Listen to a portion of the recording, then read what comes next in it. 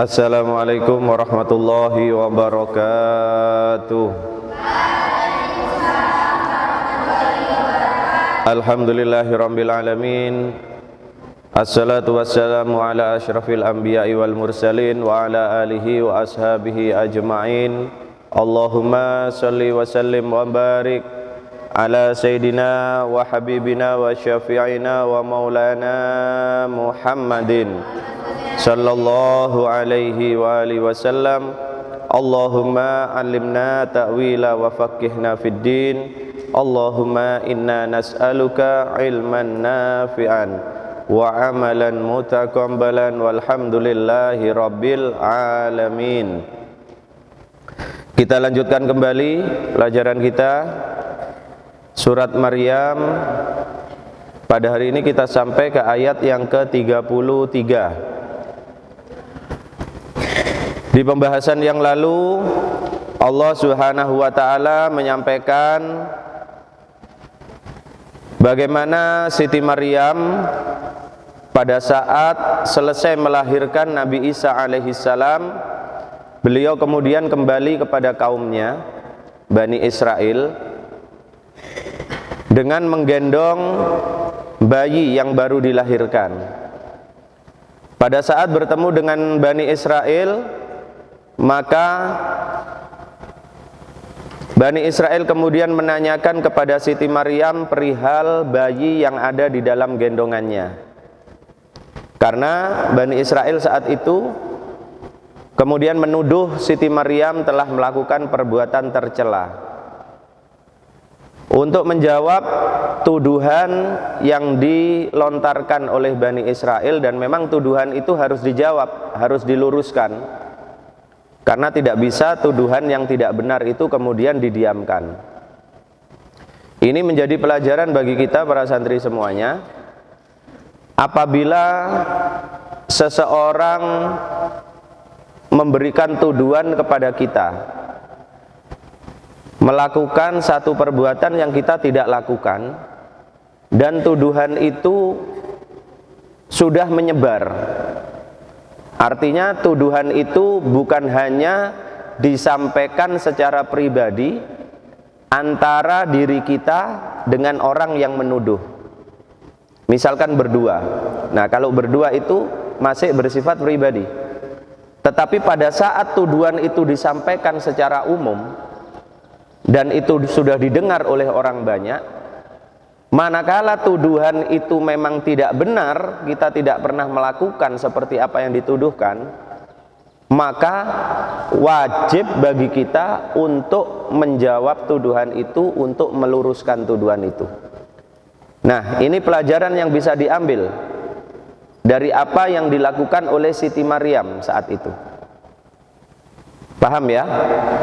Jadi kalau dituduh oleh seseorang melakukan sesuatu yang kita memang tidak melakukan, kemudian tuduhan itu disampaikan secara umum, sehingga banyak orang yang mendengar tuduhan itu, agar supaya ini tidak menjadi fitnah, maka kita harus meluruskan, kita harus menjawab dan membantah tuduhan itu. Paham tuh? Nah, itu juga yang dilakukan oleh Siti Maryam saat itu. Tetapi pada saat itu Siti Maryam dalam kondisi berpuasa, sehingga Siti Maryam tidak mungkin menjawab tuduhan Bani Israel secara langsung. Oleh karena itu, kemudian Siti Maryam dengan memberikan isyarat bahwasannya yang akan menjawab adalah anaknya yang masih di dalam gendongan beliau. Dan subhanallah, merupakan satu mukjizat yang diberikan oleh Allah kepada Nabi Isa, yaitu Nabi Isa diberikan kemampuan berbicara pada saat beliau masih bayi, masih di dalam gendongan ibunya. Maka Nabi Isa saat itu langsung menjawab dengan tegas tuduhan yang dilontarkan oleh Bani Israel. Nabi Isa menyampaikan bahwasannya, ini Abdullah, aku ini adalah hamba Allah. Maka tidak akan ada kesulitan bagi Allah untuk menciptakan aku walaupun ibuku tidak bersuami, walaupun aku tidak mempunyai seorang ayah. Kemudian Nabi Isa juga menyampaikan, dan aku diberikan kitab oleh Allah, yaitu kitab Injil, serta aku dijadikan oleh Allah sebagai seorang nabi. Selain itu Nabi Isa juga menyampaikan, aku adalah seorang yang berbakti kepada ibuku. Aku berbakti kepada ibuku, dan aku bukanlah orang yang sombong, dan aku bukanlah orang yang celaka. Nah, juga yang disampaikan oleh Nabi Isa alaihissalam saat itu, Allah mewasiatkan kepada Nabi Isa untuk mendirikan sholat dan menunaikan zakat selama beliau hidup. Nah, para santri semuanya itu adalah kalimat yang langsung disampaikan oleh Nabi Isa sebagai bantahan atas tuduhan Bani Israel kepada ibunda tercintanya. Dan itu adalah mukjizat yang diberikan oleh Allah kepada Nabi Isa. Maka apa yang disampaikan oleh Nabi Isa itu belum selesai. Nah, di ayat yang ke-33 pagi hari ini yang kita pelajari, Allah melanjutkan kalimat-kalimat yang disampaikan oleh Nabi Isa yang saat itu masih bayi. Kita mulai di ayat yang ke-33. A'udzu billahi minasyaitonir rajim. Bismillahirrahmanirrahim. Wassalamu alayya yauma wulidtu wa yauma amutu wa yauma ub'atsu hayya. Dzalika Isa bin Maryam qaulal haqqil ladzi fihi yamtarun. Ma kana lillahi an yattakhidha min waladin subhanahu idza qada amran fa innama yaqulu lahu kun fayakun. Wa innallaha rabbi wa rabbukum fa'buduh hadza siratum mustaqim. Shadaqallahul azim. Ayat ke-33 sampai dengan ke-36. Wassalamu alayya, dan semoga Allah memberikan keselamatan alayya, atas diriku, yauma wulidtu, pada hari aku dilahirkan, wa yauma amutu, dan pada hari aku diwafatkan, wa yauma ub'atsu hayya, dan pada hari aku dibangkitkan dalam keadaan hidup. Baik para santri semuanya dan para pendengar, di ayat yang ke-33 ini Allah menyampaikan lagi kepada baginda Nabi Muhammad sallallahu alaihi wasallam lanjutan kalimat-kalimat Nabi Isa kepada Bani Israel saat itu.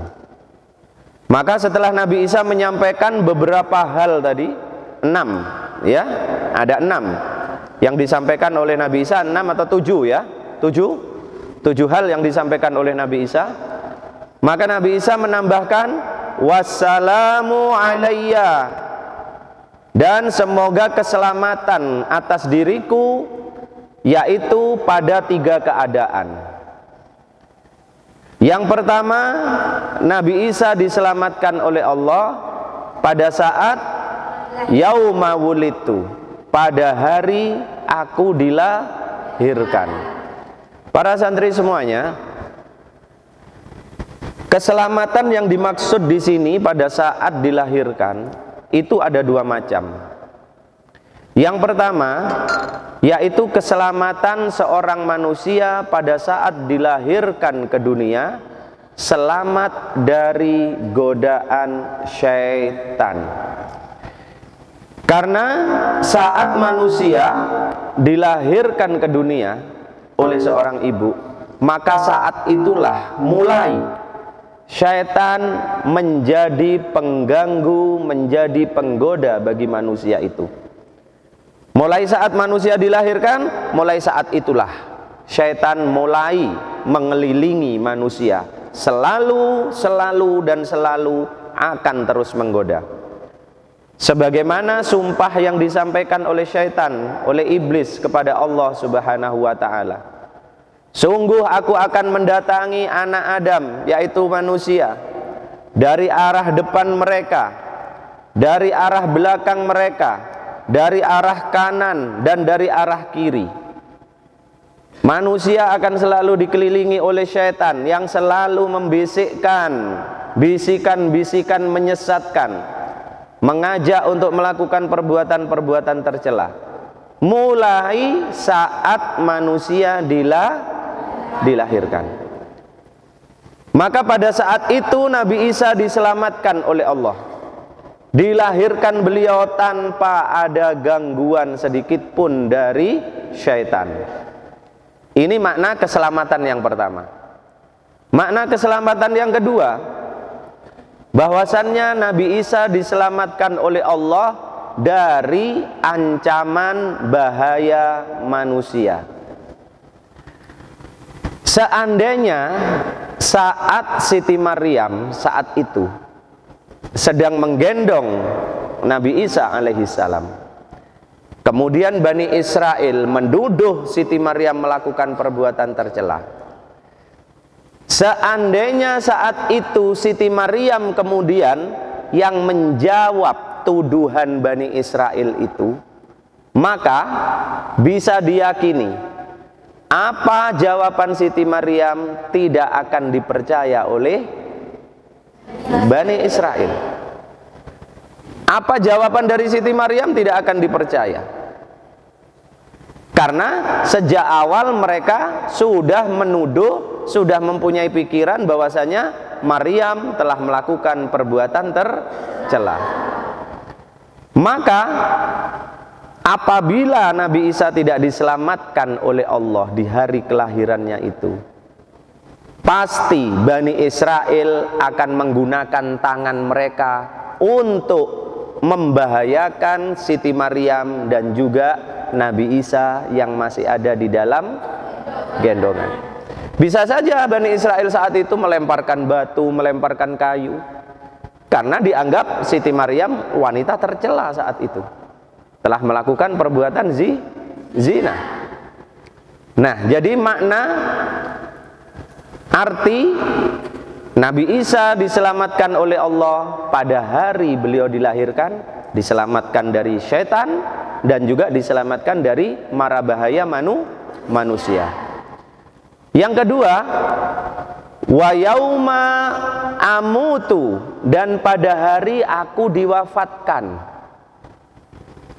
Nabi Isa menyampaikan kepada Bani Israel, aku diselamatkan oleh Allah pada hari aku diwafat. Pada hari itu Nabi Isa wafat enggak? Belum, masih bayi. Masih bayi.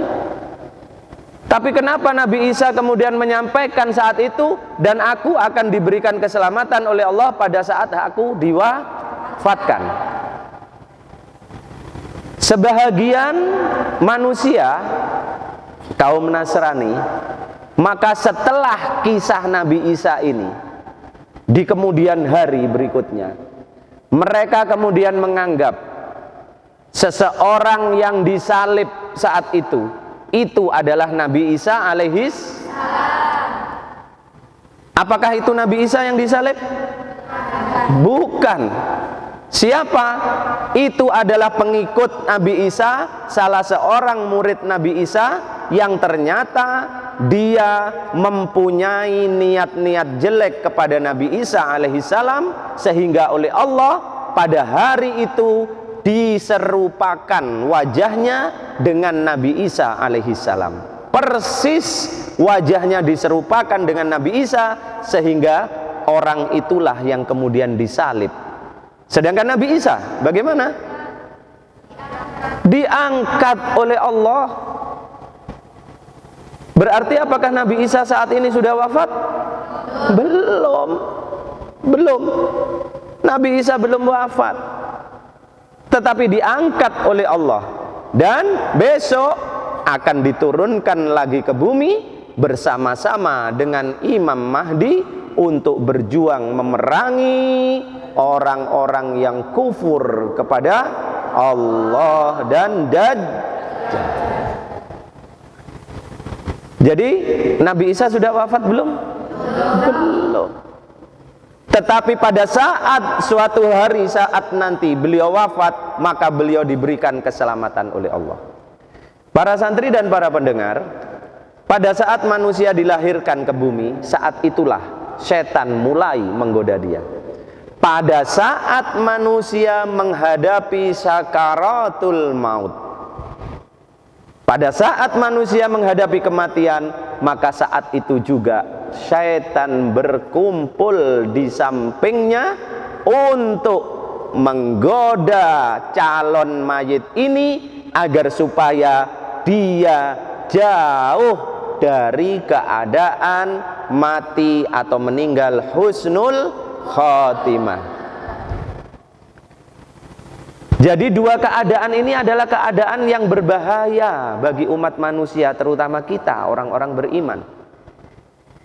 Pada saat kita suatu saat besok telah menghadapi sakaratul maut, sudah didatangi oleh malaikat maut, maka saat itulah syaitan selalu membisikkan ke telinga kita agar supaya kita tidak sampai di akhir kalimat kita mengucapkan la ilaha illallah. Kenapa? Karena kalau sampai di kalimat terakhir kita, sakaratul maut, kita sampai mengucapkan la ilaha illallah, mangkana akhiru kalamihi la ilaha illallah, kata baginda Nabi, barang siapa manusia yang di akhir umurnya mengucapkan kalimat la ilaha illallah, maka apa? Dakhalal, dia masuk surga. Setan tidak mau anak turun Nabi Adam kita semuanya ini menjadi penghuni surga. Tidak mau setan itu. Dan itu memang cita-citanya setan dari awal, cita-citanya iblis. Apa cita-citanya? Untuk mendapatkan kawan-kawan, teman-teman yang banyak dari bangsa manusia, menemani dia bersama-sama di dalam, sehingga syaitan ini akan selalu mengerubuti orang yang beriman yang dalam kondisi syakaratul maut. Makanya kita diajarkan untuk sering memohon kepada Allah, Allahumma atina husnal khatimah. Sering bacalah doa itu agar supaya pada saat akhir umur kita, kita wafat dalam kondisi husnul khatimah. Lidah kita diberikan kemampuan oleh Allah untuk mengucapkan la ilaha illallah Muhammadur Rasul. Itu adalah kalimat terakhir yang paling indah bagi seorang mukmin. Tidak ada kalimat yang lebih indah lagi saat menghadapi sakaratul maut. Apa? Wasiat kepada anaknya soal warisan? Enggak, bukan itu kalimat yang indah. Titip harta kepada anak-anaknya? Bukan. Maka kalimat yang paling indah, yang ditunggu-tunggu oleh setiap orang yang beriman kepada Allah adalah kalimat la ilaha illallah Muhammadur Rasulullah. Saat ruh lepas dari badan kita. Maka apabila kita mampu mengucapkan itu, para santri dan para pendengar, dijamin oleh Rasulullah, dakhalal jannah, pasti masuk surga. Kalau masuk surga, jadi temannya setan atau enggak? Setan merasa rugi karena berkurang temannya yang akan mendampingi dia di neraka. Sehingga selalu setan mengerubuti calon-calon mayit ini. Paham tuh? Nah, Nabi Isa diselamatkan oleh Allah dalam kondisi besok saat beliau diwafatkan oleh Allah. Dua kondisi, saat dilahirkan, saat ternyata belum cukup. Ternyata Allah juga memberikan kepada Nabi Isa apa? wa yauma ub'atsu hayya, dan pada besok saat aku dibangkitkan lagi oleh Allah Subhanahu wa ta'ala. Tiga keadaan ini para santri dan para pendengar di rumah adalah tiga keadaan yang paling ditakuti oleh orang-orang yang beriman. Tiga keadaan inilah yang paling dikhawatirkan. Orang yang beriman itu khawatir apabila pada saat dilahirkan tidak selamat. Kemudian pada saat diwafatkan oleh Allah dalam kondisi su'ul khotimah. Ini yang dikhawatirkan oleh orang yang beriman. Sehingga kalau orang mengaku beriman, kok dia tidak mempunyai rasa khawatir, rasa takut saat besok mati dalam kondisi su'ul khotimah, maka imannya perlu dipertanyakan. Setiap orang yang beriman, dia pasti akan ingin wafat meninggal husnul khotimah. Oleh karena itu, selama masa hidupnya diisi dengan ibadah kepada Allah, dekat kepada Allah, agar supaya saat malaikat maut datang, la ilaha illallah Muhammadur Rasulullah menjadi kalimat terakhirnya. Dan yang ditakutkan juga oleh orang yang beriman apa? Besok pada saat hari dibangkitkan dari kubur. Kapan itu? Yaitu pada saat hari kebangkitan.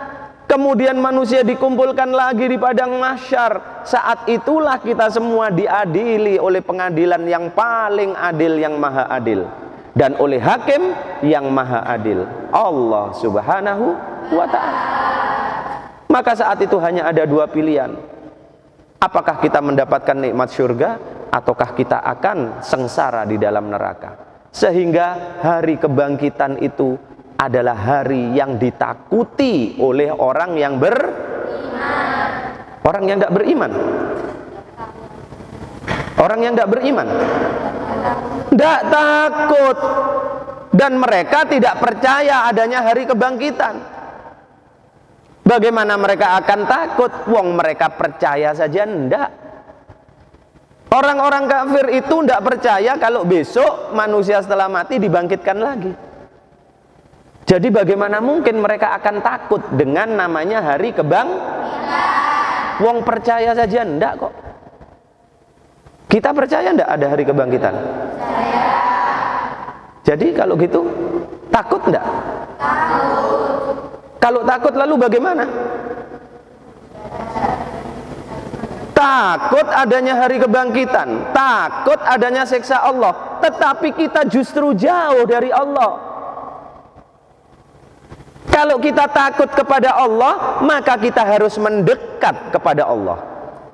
Takut kepada macan, menjauh.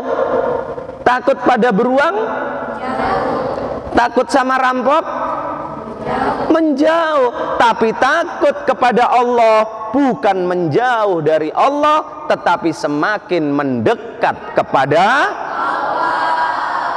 Itu bedanya takut kepada makhluk dengan takut kepada Allah. Kalau memang kita merasa takut pada hari besok kita diwafatkan, kalau memang kita takut pada besok kita dibangkitkan, diadili oleh Allah, maka jangan menjauh dari Allah. Kita mendekat kepada Allah. Semakin kita takut, semakin kita mendekat kepada Allah. Sehingga apa? Sehingga rasa takut itu akan dihilangkan oleh Allah, dan besok betul-betul kita akan diselamatkan. Pada saat kita diwafatkan, kita dilahirkan sudah, tinggal diwafatkan, ini yang ditunggu. Kapan? Kapan? Tidak tahu. Ana ma'adri. Tidak ada yang tahu kapan kita mau mati. Ada yang mau minta mati? Tidak. Ada yang minta panjang umur? Ya. Kita tidak tahu, tetapi itu yang kita tunggu. Berarti pasti datang enggak? Pasti datang apa tidak? Kalau sudah kita di dalam kubur, apa yang kita tunggu? Hari kebangkitan. Yauma yub'atsu, hari dibangkitkannya setiap makhluk. Itu yang kita tunggu. Berarti yang kita tunggu tinggal berapa ini? Kematian dan sudah nggak ada lagi yang kita tunggu. Ya, oleh karena itu, kalau menunggu sesuatu perlu persiapan nggak? Ya, seorang wanita menunggu calon suami yang akan datang dengan keluarganya untuk melamar dirinya, siap-siap nggak? Dandan nggak? Pakai baju yang bagus nggak? Terus kalau kita menunggu datangnya kematian dan hari kebangkitan, apa yang disiapkan? Amal ibadah. Harta? Jabatan? Lalu kalau kita tidak mempersiapkan amal ibadah kita, apa kemudian modal kita? Nah, oleh karena itu kita persiapkan. Tinggal 2 babak yang kita tunggu, yaitu yauma amutu wa yauma ub'atsu hayya. Paham tuh? Kemudian di ayat yang ke-34, dzalika Isa bin Maryam qaulal haqqil ladzi fihi yamtarun. Alhamdulillah kita diberkahi oleh Allah. Ya, kita diberkahi oleh Allah. Ini salah satu yang disampaikan oleh Nabi Isa kepada Bani Israel saat itu. Apa? Wa ja'alani mubarakan haitsuma kuntu. Nah, jangan lupa itu ayat kemarin. Dan Allah menjadikan kepada diriku ini apa? Keberkahan dimanapun aku Alhamdulillah saat ini di dalam masjid mengkaji mentadaburi Al-Quran, Allah menurunkan rahmatnya. Subhanallah, mudah-mudahan ini menjadi pertanda akhir dari wabah yang dialami oleh bangsa ini. Amin. Dzalika Isa bin Maryam, maka Allah kemudian menyampaikan kepada baginda Nabi, dzalika, itulah siapa Isa bin Maryam, yaitu Isa bin Maryam. Para santri semuanya, kita ini dilahirkan kemudian membawa garis keturunan dari ayah. Isa Mahdi bin Ali, Umar bin Ahmad. Nah, semuanya binnya ayah. Tetapi khusus untuk Nabi Isa, maka binnya adalah kepada ibunya. Ini satu pertanda bahwasannya Nabi Isa tidak punya ayah. Berarti Nabi Isa hanya punya ibu. Ibunya Nabi Isa golongan manusia. Berarti Nabi Isa anaknya manusia. Berarti Nabi Isa bukan anaknya Tuhan. Yang ngomong Nabi Isa anaknya Tuhan berarti ngaco, ya. Ngaco, berarti ngaco. Ini dasarnya sudah jelas, dalilnya sudah gamblang. Dzalika Isa bin Maryam. Jadi jangan ada lagi yang mengatakan bahwasannya Isa, Nabi Isa, apa itu? Oh benullah, Nabi Isa adalah anaknya Allah. Dzalika Isa bin Maryam, kata Allah. Kemudian qaulal haqqil ladzi fihi yamtarun, yang telah mengatakan sesuatu yang benar. Qaulal ladzi haq, qaulal haqqi, yang mengatakan sesuatu yang benar, alladzi fihi yamtarun, yang mereka pertentangkan. Nah, baik, ini Habib bisa jelaskan. menyampaikan kepada baginda Nabi, ya Muhammad, itulah Isa putra Maryam.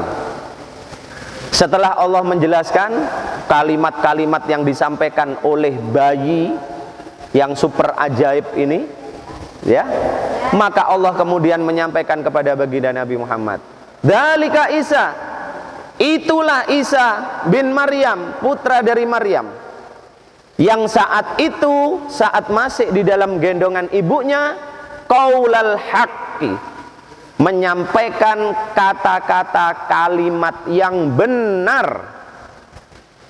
Adakah kalimat yang disampaikan oleh Nabi Isa itu salah pada saat itu?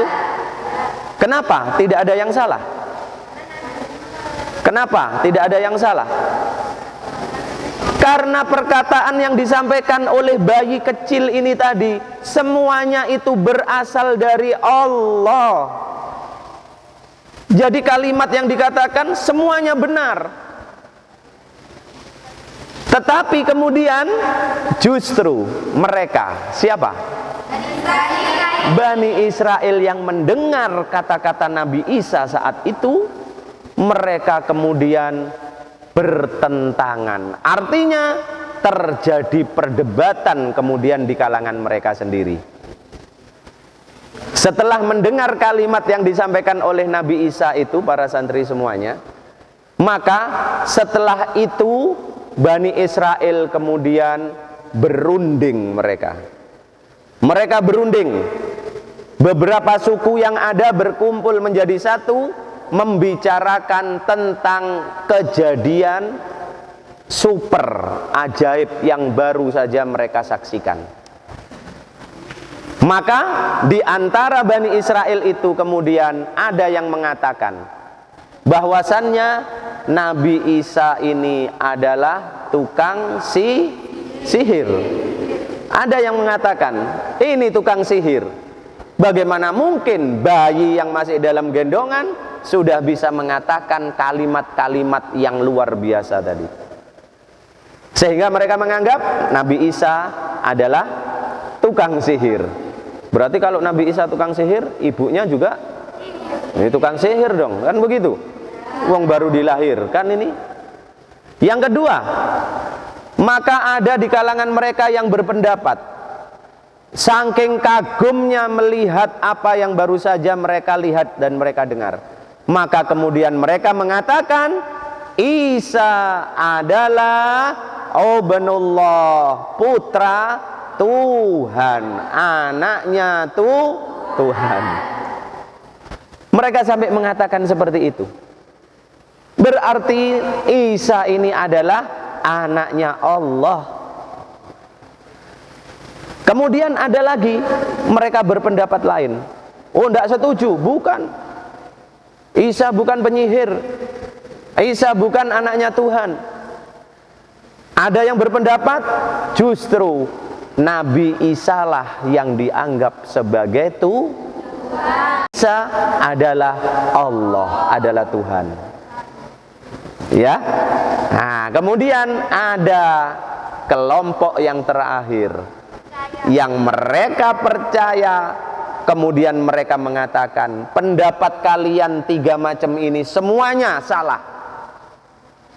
Maka yang benar adalah sebagaimana yang dikatakan oleh Isa tadi, oleh bayi tadi, bahwasannya dirinya adalah hamba Allah dan dia adalah nabi yang diutus oleh Allah.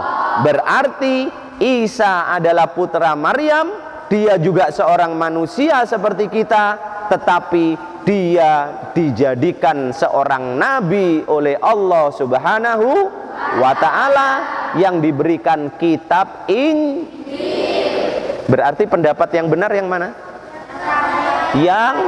Yang terakhir, yang keempat ini tadi. Paham tuh ya? Nah, nanti kalian catat itu. Jadi yang dimaksud di kalimat alladzi fihi yamtarun, yang mereka perdebatkan, mereka pertentangkan, seperti penjelasan Habib Isa tadi.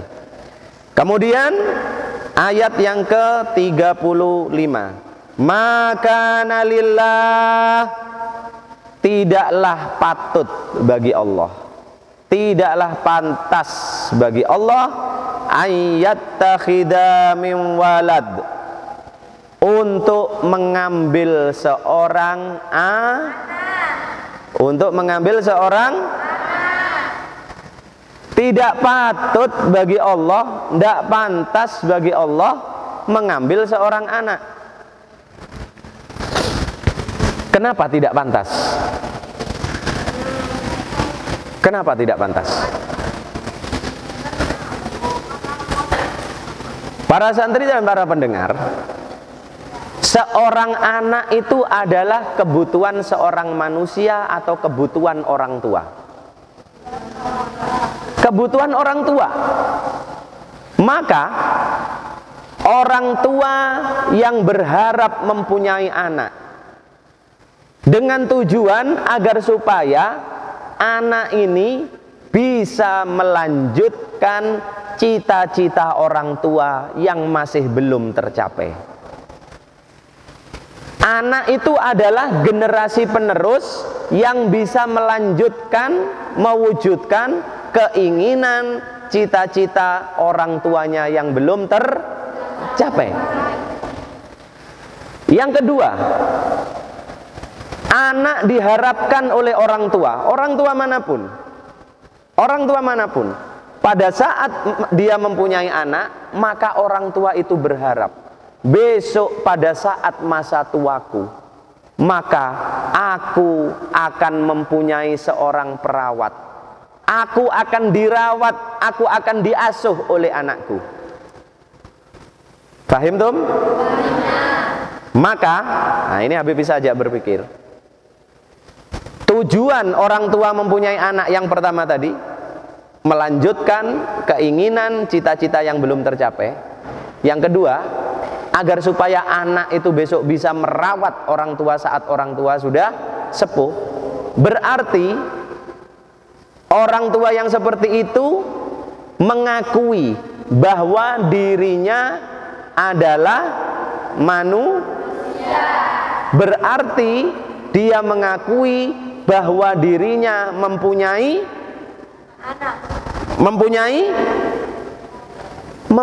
kelemahan, mempunyai kekurangan. Dia mengakui bahwasannya ada keinginan, cita-citanya yang belum bisa terwujud, dan dia berharap anaknya ya besok yang bisa mewujudkan cita-citanya. Dan dia berharap anaknya besok yang akan memelihara dia saat dia sudah tidak kuat apa-apa, saat dia sudah sepuh. Berarti dia mempunyai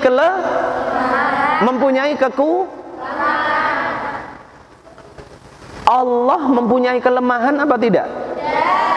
Allah mempunyai kekurangan apa tidak? Jadi Allah butuh tidak dengan anak? Allah tidak butuh dengan anak.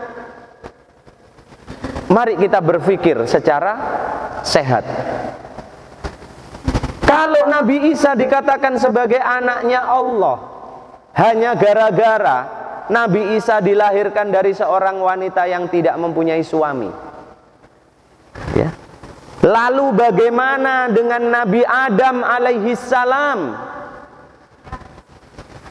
yang Nabi Adam diciptakan oleh Allah tanpa seorang bapak, tanpa seorang ibu, tanpa ada laki-laki, tanpa ada perempuan. Allah ciptakan Nabi Adam. Kira-kira secara akal sehat lebih pantas mana kalau mau dikatakan siapa yang sebagai anak dari Allah? Apakah lebih pantas Nabi Isa atau justru lebih pantas Nabi Adam? Justru lebih pantas Nabi Adam. Karena saat itu Nabi Adam jauh lebih ajaib, jauh lebih hebat penciptaannya. Karena apa? Tidak ada laki-laki, tidak ada perempuan, tidak ada seorang bapak, tidak ada seorang ibu. Nabi Isa walaupun tidak punya ayah, tetapi dia punya ibu. Jadi orang yang mengatakan Nabi Isa itu adalah anaknya Tuhan, itu sungguh berpikir tidak rasional, tidak sehat. Justru sebetulnya Nabi Adam alaihissalam yang lebih pantas dikatakan sebagai anaknya Allah. Fahim tum? Itu kalau kita menjawab tanpa dalil. Tapi kalau kita mau menjawab dengan pakai dalil, mulai ayat yang ke-30 itu sudah merupakan dalil bahwasannya Nabi Isa bukan anak Tuhan. Nabi Isa manusia biasa. Nabi Isa adalah seorang nabi. Paham tum ya? Baik. Maka nalillahi an yattakhidha min waladin. Sungguh tidak pantas Allah kemudian mengambil seorang anak, karena Allah tidak butuh. Allah maha kuasa. Subhanahu, maha suci Allah.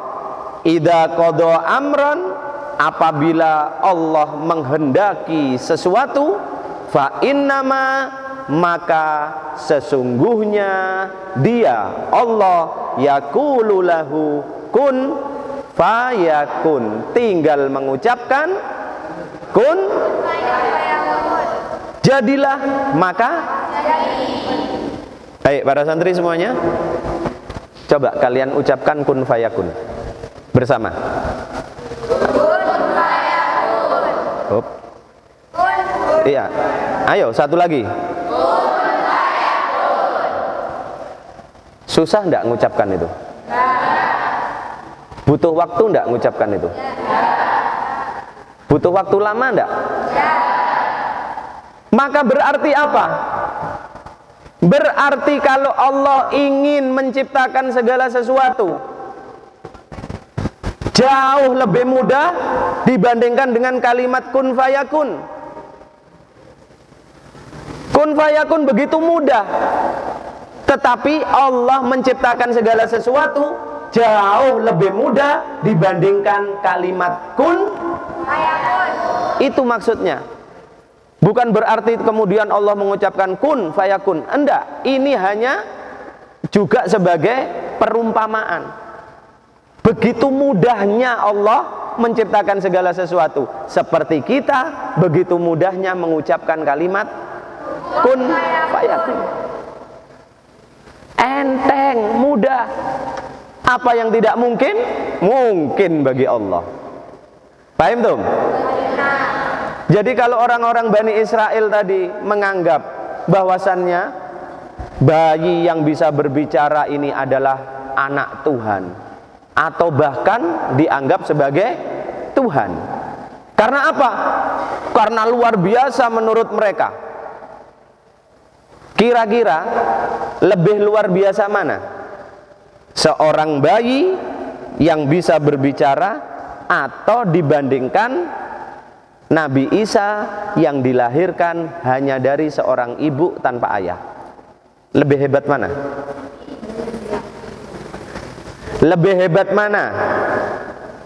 Kejadian lahirnya Nabi Isa tanpa seorang ayah, ataukah pada saat Nabi Isa masih bayi tetapi beliau sudah bisa berbicara? Lebih hebat mana? Lebih hebat pada saat Nabi Isa dilahirkan dari seorang wanita tanpa suami, tanpa ayah, wanita yang tidak pernah disentuh oleh laki-laki manapun. Jauh lebih hebat itu. Kalau Allah menciptakan Nabi Isa hanya dari seorang ibu saja bisa, apalagi kemudian memerintahkan Nabi Isa untuk bisa walaupun masih bayi. Nah, jadi tidak terlalu aneh. Paham tum ya? Tidak terlalu aneh. Itulah Allah. Apabila Allah berkehendak, tinggal kun fayakun, maka jadi begitu mudahnya bagi Allah. Coba santri ucapkan kun fayakun lagi. Kun fayakun. Apa yang jadi? Nggak ada.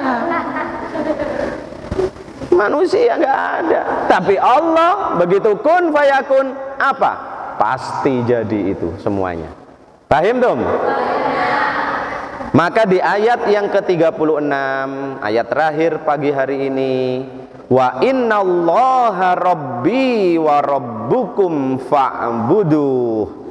Maka Allah menyampaikan lagi kepada baginda Nabi Muhammad sallallahu alaihi wasallam satu kalimat lagi yang diucapkan oleh bayi mungil ini, Nabi Isa yang masih dalam gendongan. Nabi Isa menyampaikan kepada Bani Israel saat itu, wa innallaha rabbi, dan sesungguhnya Allah adalah Tuhanku, hai Bani Israel, wa rabbukum, dan juga Tuhan kalian, hai Bani Israel. Siapa yang menyampaikan ini? Nabi Isa alaihissalam yang masih di dalam gendongan. Sesungguhnya Allah adalah Tuhanku dan Tuhan kalian. Fa'budu, maka sembahlah Dia, maka beribadahlah kepada Dia. Kepada Dia siapa? Allah. Hada siratum mustaqim, inilah jalan yang lurus. Jalan yang lurus berarti jalan yang tidak berbelak. Jalan yang lurus berarti jalan yang cepat sampai kepada, inilah jalan yang lurus. Apa jalan yang lurus itu? Yaitu ubudullah, beribadah hanya kepada Allah. Tidak ada Tuhan yang lain selain Allah. Itulah jalan yang lurus. Nah, para santri semuanya, inilah kalimat-kalimat indah yang disampaikan oleh Nabi Isa sewaktu beliau masih di dalam gendongan ibunya. Satu peristiwa yang sungguh sangat luar biasa, very impossible, sangat-sangat tidak mungkin bagi manusia, tetapi bagi Allah very possible, sangat-sangat mungkin dan pasti terjadi. Inilah kisah Maryam dan Nabi Isa alaihissalam. Setelah itu, apakah kemudian bayi kecil ini, Nabi Isa, terus berbicara sebagaimana manusia yang sudah dewasa? Tidak. Karena itu mukjizat. Mukjizat tidak akan diperlihatkan terus-menerus di hadapan manusia. Kalau mukjizat itu diperlihatkan secara terus-menerus di hadapan manusia, maka tidak akan menjadi sesuatu yang istimewa. Maka setelah itu selesai. Bayi kecil ini hidup sebagaimana bayi-bayi yang lain. Paham dong? Nah, baru kemudian setelah itu perjalanan kehidupan Nabi Isa dalam berdakwah kepada Bani Israel dimulai.